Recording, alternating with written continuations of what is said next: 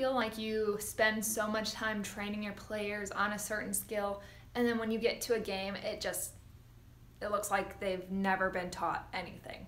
Part of the reason that happens is we teach players an isolated skill in a very controlled environment. We don't always incorporate it into game-like drills during practice. I'm going to do a little series on skill pairings that we can run at practice, kind of little combos that we can do so that during a game we look like we've practiced before.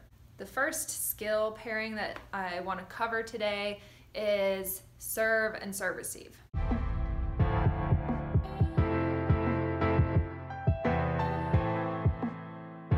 One of the biggest mistakes that coaches can make when practicing serving and serve receive is to do so without a goal. You need a goal for your servers and you need a goal for serve receive. A lot of times we'll just send players back to the service line, tell them to get it over. If not, you owe me 5 push-ups or something.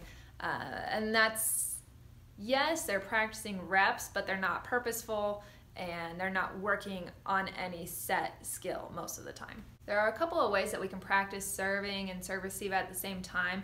I'll actually link to another video that I did talking about serving versus serve receive. That's really great if you have a lineup, but if you also want to get some reps, there's some more drills you can do as well. For the sake of this video, let's do a simple drill where everyone will rotate through being a server, being a passer, and being a target. Since everyone's going to be rotating through and there's not really a way to win the drill, a way to motivate your players to perform at a high level and to try to force the skill is to set up a whiteboard along the side of the court with all of their names and keep track of how many times they meet a certain goal. For example, you could have a line of 3 back in serve receive, and every time they pass target, they get a point. Once a passer gets to 3 total passes to the setter, then they can rotate out and join the serving team. Whoever served the last ball or whoever still needs to come over to the passing side can switch with them. On the service side, you can have your servers work on serving to seams.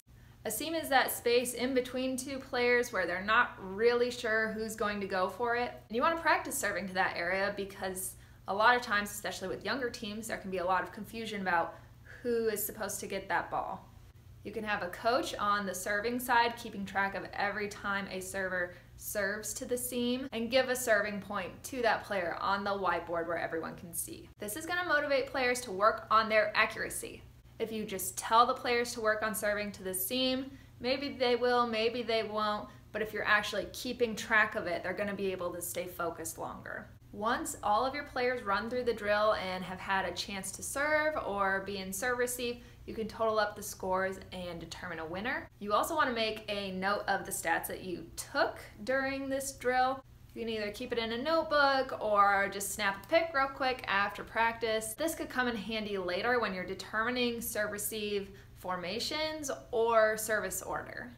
Running this drill should take 15 to 20 minutes in order to get everyone to filter through, depending on your skill level of your players. You can also mix it up to work on serving deep and then having your serve receive work on taking that serve with their hands, or you can work on serving short.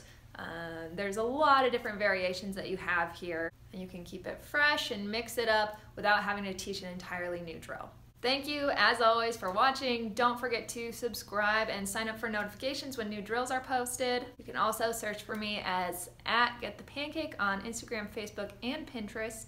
And finally, check out getthepancake.com where all of my content lives. Thanks again for watching, and I will see you soon.